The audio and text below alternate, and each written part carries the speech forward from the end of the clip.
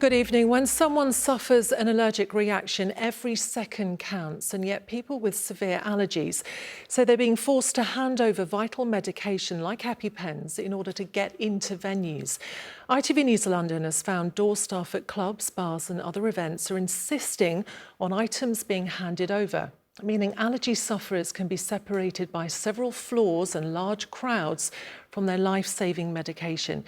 Now, it's sometimes because security staff have reported finding drugs smuggled inside EpiPens. But there's a warning tonight that trying to guard against that is putting the lives of other young people at risk. Carolyn Sim has this report. A night out in London isn't without risk. Drugs, drink spiking and harassment can happen. But for some people, clubbing's never carefree. This is what I carry my EpiPens in. Lauren Forrester has severe allergies and carries 2 EpiPens at all times. But she was forced to part with them when security guards at a club wouldn't let her in unless she handed them over. Well, I didn't want to hand it over. I was very anxious, very wary.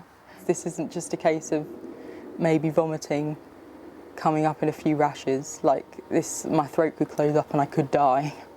It happened twice at Electroworks in Angel. Lauren's 2 EpiPens were stored in the medical room and she was given a ticket to get them back at the end of the night. But it's a crowded club on 4 floors. If I'm on the top floor and have a reaction, how am I getting downstairs, especially if I've been drinking, to the medical room on the ground floor? It could be too late by then.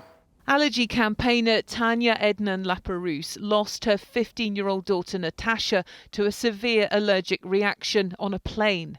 Her death in 2016 prompted landmark legislation on food labelling. And yet Tanya says the removal of EpiPens at venues is becoming more common. I think for too long young people have had to try to explain to others just how serious their allergies are. It's not just an itch and a scratch. For some people it can become quite life-threatening, quite dangerous very quickly. We need to really raise that awareness and education and awareness amongst these venues and the operators and the people who work there. Electroworks has now updated its policies to allow people to keep the devices with them. But the club's CEO told us venues like ours often have to navigate sensitive medical and safety questions with very little clear, consistent guidance available from the relevant authorities.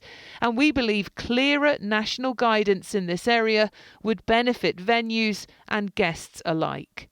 Do you need to have a set of guidelines that every nightclub can follow?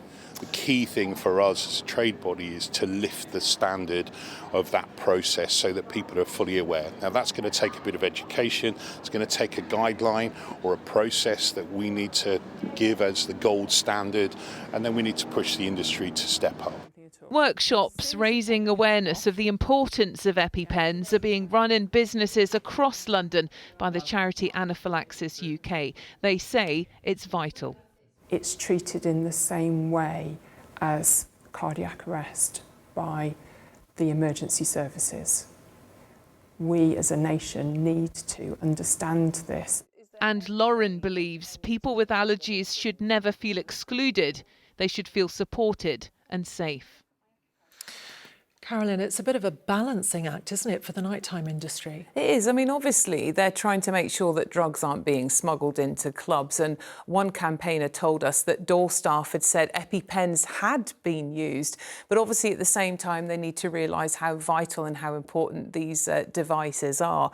We've even spoken to people who said their antihistamines were not only confiscated, they were thrown in the bin in front of them. So clearly, there is this call now for more guidance, and we're assured that is going to happen, and they will make sure that that takes place. OK, Carolyn, thank you. Let's now bring in Kitty Clark from Natasha's Foundation. And of course, we just heard about Natasha Ednan-Laperouse in Carolyn's piece. Kitty, you're very welcome, but you've also got severe allergies, haven't you? Yes. Dairy, eggs and kiwi fruit, I understand. Your kit of medications that we can see there, you've also had to hand that in, haven't you? How does that make you feel? Yeah, I mean, it's incredibly anxiety-provoking. I think you know, going out, people don't necessarily, who don't have food allergies, just wouldn't think of all the risks involved. So, you know, you've got cross-contamination at the bar, things like vapour from vapes that contain allergens, you know, even kissing people. It's a minefield of potential threats for people with allergies. And so to have all of that and to be constantly alert to all the risks and then not have your medication with you, it's really scary. Just take us through what would happen when you start to feel an allergy flare up in terms of the process of, you know, which friend you tell first, where you try to get your medications from. Just take us through that and then describe to us what you're then afraid of when that may be 5 floors away. Yeah, so it's a really scary experience. So, you know, your throat might begin to feel tight, your lips might begin to swell, you feel very panicky, of course. And then, you know, I'd alert my friends and, you know, I've been taught since a very young age to always have my medicine bag on me at all times. And I'm so careful and I never leave the house without it. And then to have it not with me, I think, you know, being allergic to things, a lot of the time you can feel very out of control. And then to have the one thing you can control taken away is really tricky.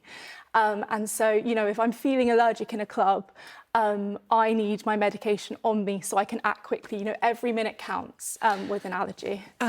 Just in the last kind of 30 seconds or so, what do you think needs to happen?